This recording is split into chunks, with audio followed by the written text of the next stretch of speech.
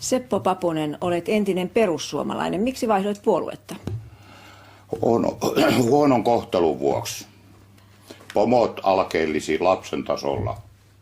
No, itsenäisyyspuolueen marginaalipuolue. Miten meppinä hankkisit kannatusta ajatuksillasi Europarlamentissa?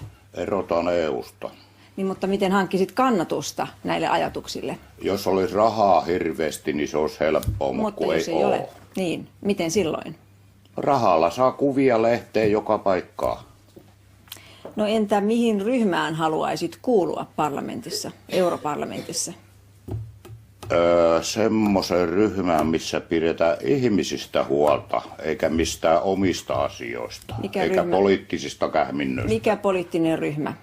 En mä niiden nimiä tiedä, niitä on paljon. Kuinka vakavasti pyrit mepiksi? Totta ihmeessä. Vakavasti. Itsenäisyyspuolue haluaa eroon eurosta ja EUsta, jotta kaikkien kansalaisten pärjäämisestä voidaan huolehtia. Tätä tilannetta voidaan parantaa puolueen mielestä esimerkiksi verottamalla suuria pääoma- ja ansiotuloja. Tarvitaanko ero unionista ennen kuin tällaisia päätöksiä voidaan tehdä? Mä en ihan tarkkaan näitä lakipykäliä tunne, mutta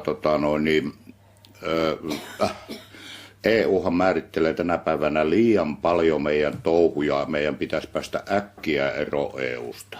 Mutta eikö verotusta voi kansallisella tasolla päättää? Verotukset on kansallisia, mutta kun EU sorkkii sitäkin. Mutta tämä väitehän ei silloin pidä paikkaansa.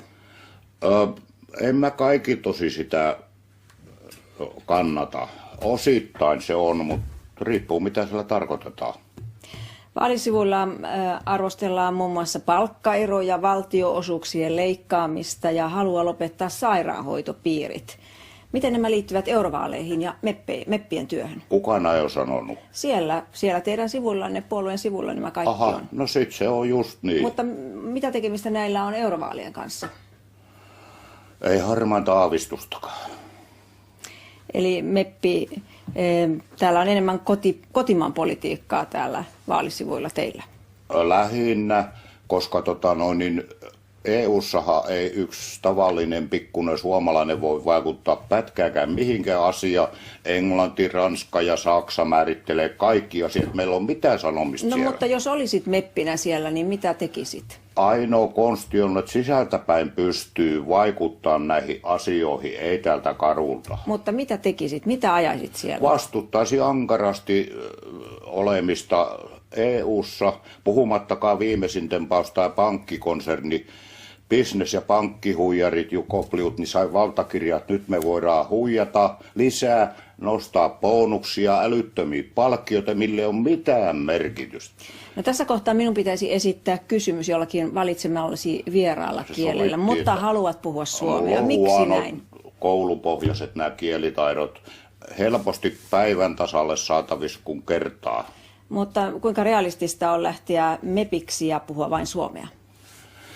Tasan yhtä realistista kuin muillakin, koska siellähän on 100 määrin tulkkia ja neuvoantajia vaikka kuinka paljon.